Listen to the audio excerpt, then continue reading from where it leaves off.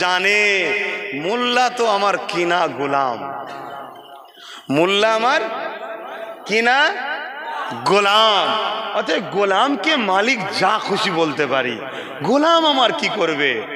এই তোমরা গোলাম, তোমরা গোলাম, আওয়াজ দিয়ে বলো গোলাম। তোমরা খরিদ করা গোলাম। আমার মসজিদ, আমার মাদ্রাসা, আমার কবরস্থানের হয়ে এই বাংলায় আন্দোলন করলে যাদের বুকে ব্যথা হয়, যারা বলে দিল্লি চলে যাও, আগামী দিন যারা মসজিদের প্রেমিক হবে, কোরআনের প্রেমিক হবে, দিন ইসলামের প্রেমিক হবে, তাদেরকে অবশ্যই বলা দরকার 26 যখন আসবে তোমরাও দিল্লি যে ভোট চাও বলা দরকার আছে না নাই? জোরে বলুন, বলা দরকার আছে না নাই? শয়তান এত বড় কথা, হ্যাঁ? এটা কারো পৈতৃক সম্পদ নাকি? এটা কারো বাবাকালী জমিদারি নাকি? হ্যাঁ? আমার কওমের একটা গাদ্দার একটা অংশ আমার মধ্যে ঢুকে যাওয়ার জন্য আজকে কওম ধ্বংস হয়ে যাচ্ছে। সেই গাদ্দারদের মধ্যে সব থেকে বড় গাদ্দার হলো তারা যারা মাথায় টুপি, মুখে দাড়ি, সুরাতে সকলে মুফতি মৌলানা, অচ্চ নেতাদের সঙ্গে দালালি করে। তারা কথা কি অপছন্দ হলো? আজকে কত বড় কথা, মসজিদ চলে যাচ্ছে আমার, মাদ্রাসা চলে যাচ্ছে আমার, কবরস্থান চলে যাচ্ছে আমার, আমার ধর্মের একটা ঐতিহ্য, এখানে আন্দোলন করব বলছে দিল্লি যাও। তাহলে আমাদেরও বলা দরকার তো নাকি? ভোট যখন নিতে আসবে কি বলবেন? জোরে বলো, ওইখানে গিয়ে ভোট চা। যদি হালালি হও আর ইমানদার হও, এর জবাব তোমাকে দিতে হবে, তবে আল্লাহর সাহায্য আসবে, নাই আল্লাহর পক্ষ থেকে আরো মার হবে।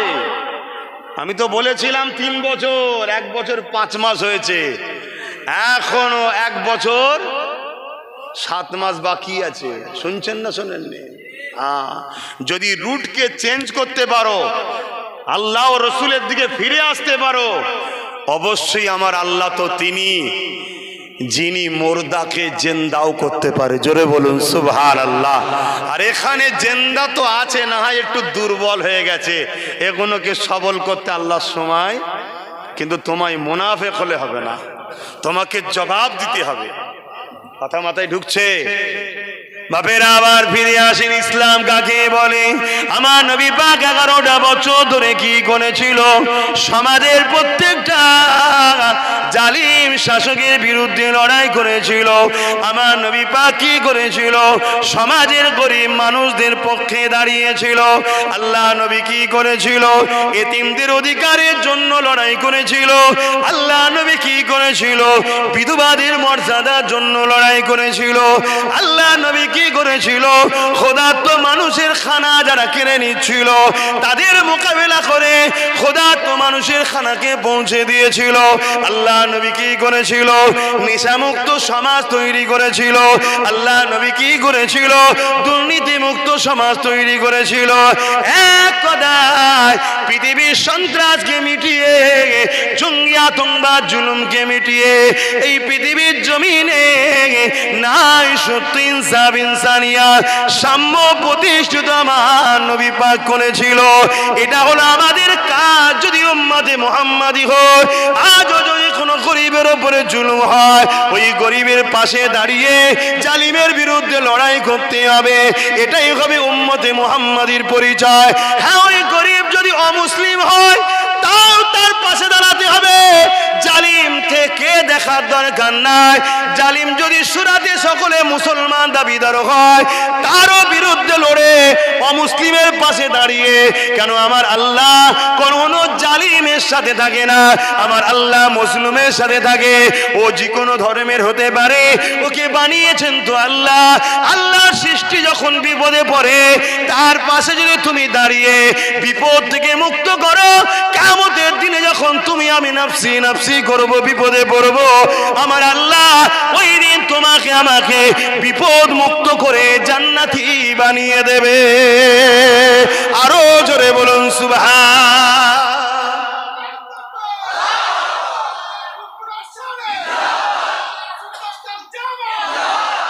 তাহলে আল্লাহু আকবার। তাহলে নামাজ পড়তে হবে ব্যক্তি জীবনকে সুন্দর করার জন্য, পাশাপাশি গরিব বিপদে পড়লে তার পাশে দাঁড়াতে হবে। গরিবের উপরে জুলুম হলে গরিবের পাশে দাঁড়িয়ে জালিমের বিরুদ্ধে লড়তে হবে। ওই গরিব যদি, ওই মজলুম যদি কিংবা অমুসলিমও হয়, তাও তার পাশে দাঁড়াতে হবে। এরও নাম কি? জোরে বলবেন না? তাহলে আজ আমরা এই কাজ করছি কি? কথা বলুন, করছি কি? আমরা কি করছি? আমরা একটা জালিমকে ক্ষমতায় আনছি। ও জালিম ক্ষমতায় এসে তিলোত্তমা মতো বোনের ধর্ষণকারীদের ঘরে বাঁচাবার জন্য সুপ্রিম কোর্টে কেস লড়ার উকিল দিচ্ছে। জানেন না? জানেন না? জানেন না? জানেন না? আপনারা জানেন তো ওয়াকফ কালা কানুন বাতিল করার জন্য রাজ্য সরকার 50টা উকিল লাগিয়েছে। জানেন? উকিল লাগাই না, মৌলী সাহেবরা বলেন।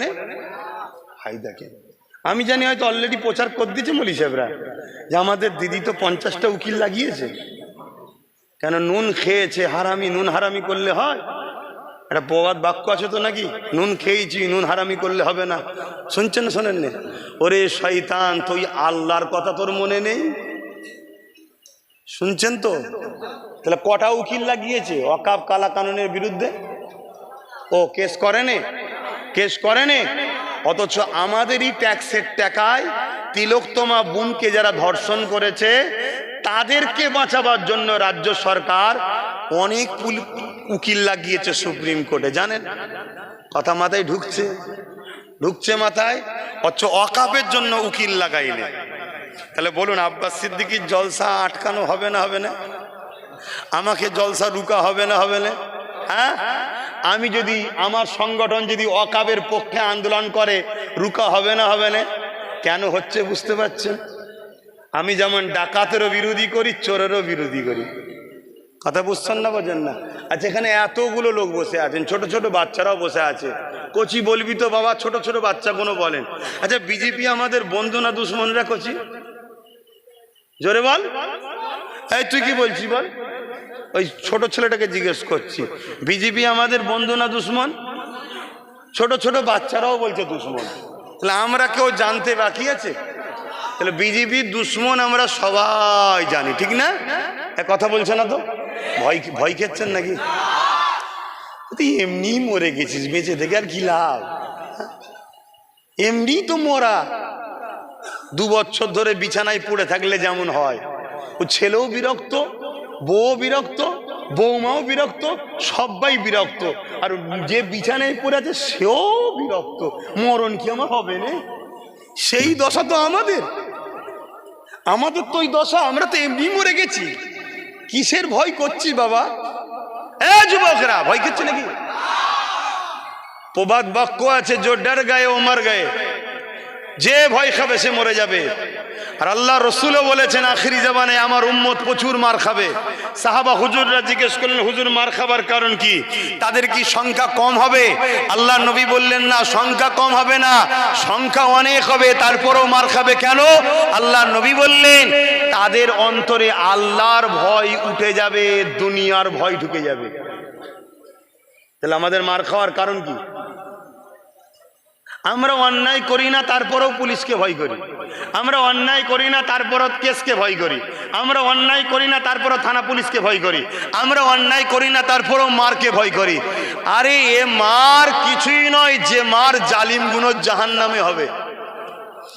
আজকে যে প্রশাসনের ইউনিফর্ম পরে, প্রশাসনের পাওয়ার দেখিয়ে বা রাজ ক্ষমতার পাওয়ার দেখিয়ে যেসব নেতা মন্ত্রী বা প্রশাসনের এক অংশ নিরীহ মানুষকে কেস দিচ্ছে, জুলুম দিচ্ছে, এই শয়তানগুলোর এত শাস্তি হবে জাহান্নামে, এরা সেদিন তর্পে তর্পে তর্পে তর্পে যাবে, কিন্তু মরণ হবে না।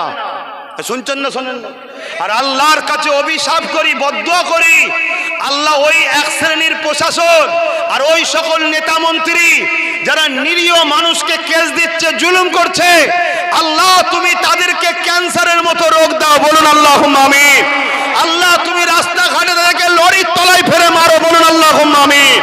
আল্লাহ তুমি তাদেরকে আযাব দিয়ে ধ্বংস করো। বলুন আল্লাহুম্মা আমিন।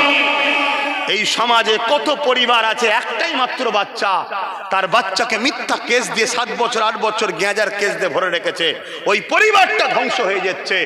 এই পরিবার ধ্বংস হচ্ছে, এই পরিবারকে বাঁচিয়ে এই জুলুমকে খতম করার নাম হলো ইসলাম। আমাদের মধ্যে আছে ওই ইসলাম? কথা বলছেন না কেন? তাহলে ধ্বংস আমরা কেন হচ্ছি বুঝতে পারছেন না? বড় দুঃখের বিষয়, আজ এই ওয়াজ এই আলোচনা সবাই যদি করতে নাও পারে, যদিও আল্লাহ কারো দ্বারাই বলায়, তার সাপোর্ট করা দরকার তো নাকি?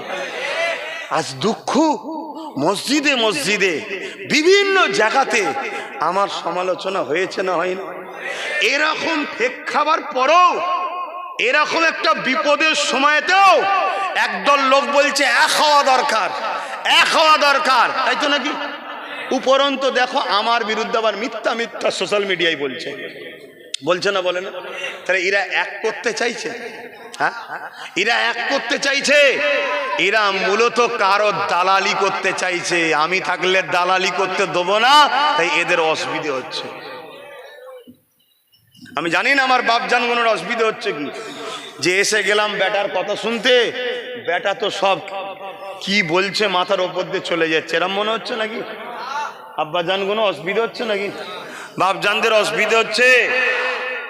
আবার মেম্বারে বেশি জিজ্ঞেস করাও ভুল, যদি মাথা লেড়ে দেয় আর ওইদিকে যদি ওই যে শয়তানের চোখ রয়েছে, যদি উঠে পড়ে, কালকে আবার এলাকায় বলবে তোর ঘরটা আটকে দিলাম, যেন মনে হচ্ছে ওর বাপের টাকায় ঘর করছিল, আটকে দিলাম। ওরে হারামখোর, তুই যদি কোনো গরিবের ওপর এইভাবে ঘর আটকে জুলুম করিস, আল্লাহ তোর চোখের সামনে তোর বাচ্চাকে যেদিন তোরপে তোরপে মারবে, তোর সামনে যখন তোর পরিবারের উপরে, তোর বাড়ির উপরে আযাব আসবে, সেদিন তুই বুঝবি আমি গরিবকে কাঁদিয়ে কি করেছিলাম। খোদা সবর করেন, ধৈর্যশীল তিনি, কিন্তু তিনি ছেড়ে দেয় না। তুই গরিবের উপর জুলুম দেখাচ্ছিস। হ্যাঁ, এ সমাজে অনেক এমন জালিম নেতা আছে যারা কারো নামে ঘর এলে সেই ঘরের বিনিময়ে তার পরিবারের সুন্দর বউটাকে পর্যন্ত ডাকে যে পার্সোনাল পাঠাও। শুনছেন না শোনেন না? এই ভাষা খারাপ লাগছে। এই অন্যায়কে মিটাবার নাম ইসলাম। আর এদের পিছনে দালালি করে আমরা নামাজ পড়ে বলছি মুসলমান। আল্লাহ বলছে বস মুদি, তুই বস, আইন কর, পেট, তাই তো পিটছে। খোদার বিনা হুকুমে গাছের পাতা লড়ে? এই আমার ওয়াজ ভুল হলে আলেম ওলামাকে বলবেন, উস্তাদ বলে সম্মান করবো, আমাকে যেন একটু শিখিয়ে দেয়। আর যদি মনে হচ্ছে ভুল হচ্ছে না, তাহলে আমি আহ্বান করছি, আসুন ঐক্য হই, আসুন একতা হই। তবে একতা কোন লিডারকে দেখে নয়, আমাদের একতার লিডার একজনই হবে, মুহাম্মদ রাসূলুল্লাহ। জোরে বলুন সুবহানাল্লাহ। আমার নবীর আদব নেই, নবীর প্রেম নেই, নবীর সম্মান নেই, নবীর শানে গুস্তাখিমূলক কথা বলবে, আর তাদের সঙ্গে বলছে একতা হতে হবে নাকি? হ্যাঁ, মরে যাওয়া পছন্দ করি তো নবীর দুশ্মনের সঙ্গে পানি খাওয়া পছন্দ করি না। এই গাছের পাতা খোদার বিনা হুকুমে লড়ে? এখন লড়ছে না। দেখুন, খোদার বিনা হুকুমে লড়ে কি? যখন লড়ে কার হুকুমে লড়ে? খোদার হুকুমে। গাছের একটা পাতা সে যদি খোদার বিনা হুকুম ছাড়া না লড়ে, তাহলে আমার ভারতবর্ষে এত বড় একটা দেশ, এই দেশের প্রধানমন্ত্রী কে হবে খোদার বিনা হুকুমে? হ্যাঁ, তাহলে আল্লাহ ওকে বসালো কেন? আচ্ছা, ফেরাউনকে আল্লাহ বসেছিল কেন? আরে বলবেন তো, ফেরাউনকে আল্লাহ বসেছিল কেন? ফেরাউনকে আল্লাহ বসিয়েছিল মুমিনদের ঈমান পরীক্ষা করবে বলে এবং জালিমদের শাস্তি দেবে বলে। আপনি কি ভাবছেন আমার দেশের মাথায় যে বসে আছে সে কি শুধু মুমিন মুসলমানদের উপরে জুলুম করছে না সবার উপরে? এই যে 50 টাকা করে গ্যাসের দাম বেড়েছে, কি হচ্ছে বুঝতে পারছেন? হ্যাঁ, আপনি ভাবছেন 50 টাকা, এই ভারতবর্ষে 100 কোটির কাছাকাছি কম বেশি লোক আছে যারা মাস গেলে 3 থেকে 3.5 হাজার টাকা ইনকাম করে, এর বেশি না। শুনছেন তো নাকি? তাহলে সেই পরিবারটার এই 50 টাকা গ্যাসের দামটা বাড়ানো তার জন্য ভারী হয়েছে না হয়নি? তুমি আমায় দেখছো কেন, তোমাকে দেখছো কেন? হ্যাঁ, তাহলে জ্বালাচ্ছে শুধু আমাদেরকে না সবাইকে? তাহলে জালিম বসে দুটো কারণে, মোমেনের ইমান পরীক্ষা আর মুনাফেককে শাস্তি। শুনছেন তো নাকি? তাহলে ইমানদার যে হবে ওই জালিমকে ভয় করে। তাহলে আমার বাংলায় তো বলেছিল ওর হাত থেকে বাঁচার জন্য এর কোলে উঠতে হবে। মসজিদে মসজিদে এলাকায় এলাকায় প্রচার হয়েছে না, হয়নি? এবং এরাও তো বলেছিল বিজেপির হাত থেকে বাঁচাবো আমরা, আমাদেরকে সাপোর্ট করো, বলেছে না বলে না? সত্যি করে বলুন। তাহলে আজকে যখন বিজেপি এত বড় একটা আইন তৈরি করলো, তাহলে এদের তো উচিত সুপ্রিম কোর্টে কেস করা। করছে, তাহলে মিথ্যা বলেছে না বলেনি? তাহলে আজকে যে বলছে আইন হতে দেবো না আমার বাংলায়, ওটা সত্যের কি প্রমাণ আছে? কথা কিছু মাথায় ঢুকছে? অতএব বাপ, রসুল পাক সাল্লাল্লাহু আলাইহি সাল্লাম বলেছেন তোমরা কোরাইশের নেতৃত্ব মানো। কার নেতৃত্ব? কোরাইশের। কোরাইশ হলো নবীর খানদান। মনে রাখবে আল্লাহ তোমাদের উপরে দয়া করেছে, তোমাদের উপর দয়া করেছে। আমার মতো আরামের জিন্দেগি ছেড়ে দিয়ে আমার ছোট ভাইটা রাজনীতি করতে নেবেছে, এটা তোমাদের উপরে দয়া। আল্লাহ তোমাদের উপর দয়া। শুনছো না শুনুনি? ও তো আমার মতো গদিতে বসে থাকতে পারতো, ও তো আমার মতো আসতে পারতো, ওয়াজ করতো আর নাজরানা হাদিয়া নিয়ে চলে যেতে পারতো। ও তো আমার মতো দরবারে বসে থাকতে পারতো। তুমি যেমন আমার কাছে যে মুসাফা করে নাজরানা দিয়ে মাথা পেরিয়ে দাও, ফু দাও, করো না করোনি? তো ও তো করতে পারতো। ও তা না করে 42 দিন জেট খাটলো তোমাদের জন্য। ও তা না করে ভরি ভরি কেস খাচ্ছে, আজও খাচ্ছে। ও ছিল কলকাতায়, ওর নামে ভাঙরের প্রত্যেকটা থানায় কেস হয়ে গেল। ও তা না করে আজও দৈনিক জীবনকে ঝুঁকি নিয়ে বিভিন্ন জায়গাতে ছুটছে, কখনো আদিবাসী এলাকায়, কখনো হিন্দু এলাকায়, কখনো দলিত এলাকায়, কখনো মুসলিম এলাকায়, সব জায়গায় ছুটছে। কেন? আল্লাহর সৃষ্টিকে বাঁচাবে বলে। এটা আল্লাহর দয়া যে ওর মাথায় আল্লাহ ঢুকিয়েছে। ও তো বলতে পারতো যে না ভাই আমি করব না, আমিও সেই জলসা করব। কথা বুঝছেন না, বোঝেন না? কিন্তু তোমাদের তো উচিত, আল্লাহ যখন একটা কোরাইশ বংশের ছেলে দিয়েছে তার সাথ দেওয়া দরকার আছে না নাই? আওয়াজটা হাসতে হচ্ছে। আমার কথাই কারা একমত? হাত তুলে দেখান। দেওয়া দরকার আছে না নাই? দেওয়া দরকার আছে না নাই? হাত নামাও। যদি ইমানদার হও এটাকে মাথায় রেখো।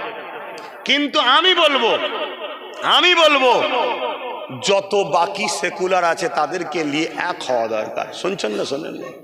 কিন্তু ভাগিদারিতে। কি ভাগিদারিতে? কোম্পানি তোমার কাজ করব আমি, এটা নয়। কোম্পানিতে আমাকেও শেয়ার হোল্ডার নিতে হবে। বোঝেন তো নাকি? ওই শেয়ার হোল্ডার হলো একটা পায়া। শেয়ার হোল্ডারটা কি? একটা পায়া। আমাদের হাতে একটা পায়া থাকবে। শুনছেন? যে আমাদেরকে পায়া দেবে, বাকি জায়গায় 3টে পায়া, তাদেরকে আমরা হেল্প করব। এই চুক্তিতে আমাদের এক হওয়া দরকার আছে না নাই? এই চুক্তিতে যদি এক হতে পারো, মনে রাখবে তোমরা সব সময় মাথা তুলে বাঁচবে। বাপেরা আমাকে ভুল বুঝলে হবে না। যদি রাত পাওয়ারের প্রয়োজন না থাকতো, আল্লাহ নবী কেন মক্কা শরীফ থেকে গিয়ে মদিনার জমিনে আশরিফে, মদিনার জমিনে চলে যাবার পরে সমস্ত গোত্রগুলোকে ডাকলো, সমস্ত কাফেলাগুলোকে ডাকলো, সমস্ত বংশের নেতাগুলো ডাকলো, সমস্ত দলের ধর্মগুরুগুলোকে ডাকলো। আল্লাহ নবী তাদেরকে ডেকে নিয়ে বলতে লাগলো একটা রাষ্ট্র কায়েম করা দরকার। এই মদিনার একটা প্রধান হবে যে মদিনাকে পরিচালনা করবে। তোমরা নিজেদের মধ্যে যে ঝগড়া করছো, কাটাকাটি করছো, এখনোকে বন্ধ করতে হবে। বাইরের দেশে বিজনেস করতে হবে, বাইরের দেশ থেকে এখানে বিজনেস করতে আসবে, এই রকম একটা পরিকল্পনা তৈরি করতে হবে। আল্লাহ নবীর কথা শুনে মদিনার জমিনে যারা ছিল তারা সবাই আমার রাসূলুল্লাহর কথা মেনে নিল। এ যুবকেরা শুনে রেখে দাও, 70% ছিল ইহুদি। ওই ইহুদিরাও বক্তব্য দিল। অগ্নি পূজারক ছিল, তারাও বক্তব্য দিল। মূর্তি পূজারী ছিল, তারাও বক্তব্য দিল। সবার বক্তব্য একটাই, আপনি সুন্দর কথা বলেছেন, আপনাকে আমরা আমাদের রাষ্ট্রের প্রধান দেখতে চাই। আরো জোরে বলুন সুবহান। রসুল পাক সাল্লাল্লাহু আলাইহি সাল্লামকে রাষ্ট্রের প্রধান 70% ইহুদিরাও চাইছে। নবীর আখলাক, নবীর ব্যবহার, নবীর সততা, নবীর মানব প্রেম, নবীর মনুষ্যত্ব, নবীর ইনসাফ, সর্বধর্মের মানুষের পাওনা বুঝিয়ে দেওয়ার যে সিস্টেম প্রক্রিয়া রসুল তৈরি করলেন, রাষ্ট্র কায়েমের তৈরি করলেন। 10 বছর নবী রাষ্ট্র চালিয়েছে। ওই রাষ্ট্র কিভাবে চালাতে হয় রসুল পাক সাল্লাল্লাহু আলাইহি সাল্লাম সব শিখালেন। যে মদিনা ছিল তৎকালীন সময় পৃথিবীর সব থেকে গরিব, সব থেকে বিমারের জায়গা, সব থেকে অশিক্ষিত আনকালচার জায়গা, সেই মদিনাকে রসুল পৃথিবীর শ্রেষ্ঠ জায়গায় পৌঁছে দিলেন। বলুন সুবহানাল্লাহ, আরো জোরে বলুন সুবহানাল্লাহ। 1450 বছর ধরে আজও সেই মদিনায় এখনো পর্যন্ত কোনো নারী রেপ হয়নি। শুনছেন না শোনেন না? তাহলে সেই নবী বললেন তোমরা কোরাইশের নেতৃত্ব মানো, আপনারা মানবেন না? খুব সাবধান হন বাপজান আমার, খুব বুঝে চলুন। আখরি জমানা, হতভাগা আকবর আমার দেশে শাসন করছিল। হ্যাঁ, টাইম তো হয়ে গেছে গো। আমার আবার একটা দুঃখের সংবাদ আছে। খিলকাপুরে আমাদের একটা ভাই আছে, তার একটা অল্প বয়সের বাচ্চা আল্লাহর হাওয়ালায় চলে গেছে। কথা বুঝে আসছে, গতকালকে তার শরীর অসুস্থ ছিল, বমি পায়খানা হচ্ছিল, এলাকার ডাক্তারের ওষুধ খেয়ে ভালো হয়ে গেল। আজকে হঠাৎ করে আল্লাহর হুকুম চলে গেল। সবই একটা বাহানা, আল্লাহর জিনিস আল্লাহ নিয়েছে। তবে মনে রাখবেন পাত্রকে ঢেকে রাখতে হয়। রাত্রিরে বালা নাবে, রাত্রিরে আসমান থেকে কি নাবে? বালা, ভাইরাস, যেগুলো আপনার খোলা পাত্রের ওপরে বসে। তাই পাত্রকে ঢেকে রাখবেন। ঢেকে যদি না পারেন ওপর করে দেবেন, পাত্রকে খুলে রাখতে নেই। আপনি জানছেন ওই পাত্র আমার খাবার নয়, না আপনি ঠিকভাবে হয়তো তাকে ধুতে পারবেন না, তারপরে নানা রকম পোকামাকড় থাকে, চেষ্টা করবেন পাত্রকে ঢেকে রাখা। এবং যখনই ধোবেন পাত্রকে ভালোভাবে ধোবেন, 3 বার এমনি বিসমিল্লাহ বলে পানি বোলাবেন। কথা বুঝে আসছে না? না, এতে কি হবে? বিষ যদিও থাকে বিসমিল্লাহর বরকতে বিষটা কেটে যাবে। কথা বুঝে আসছে? তবে বিসমিল্লাহ বলে যে পানিটা বোলাবেন, ওই পানিটা যেন নিজের পায়ে না পড়ে। পুকুরে যদি ধন পুকুরে ফেলে দেবেন, বা যদি পাইপ দিয়ে বেরিয়ে যায় এমন জায়গায় চলে যাচ্ছে পা পড়ছে না, আলাদা কথা। না, একটা বালতি রাখবেন, তাতে ফেলবেন, ওই বালতির পানি পুকুরে ফেলে দিলেন, মিটে যাবে। এগুলো করুন। কেন আমরা অসতর্কে অনেক কিছু আমাদের দোষেই তো, কর্ম অনুযায়ী ফল একটা বক্তব্য না, আমাদের দোষেই ফল পাচ্ছি। তো যা কথা এখন অনেক রয়ে গেল, কথা আমার প্রচুর কথা শেষ হচ্ছে না। মনের মধ্যে বহুত ব্যথা ভাই, বহুত দুঃখ। আমি শুধু এতটুকু বলবো, একতা হওয়ার দরকার আছে না নাই? প্রত্যেকটা আলেম ওলামাকে খোলা মঞ্চ থেকে আহ্বান করছি, আসুন প্রতি জুম্মায় আমি ঘরে থাকি।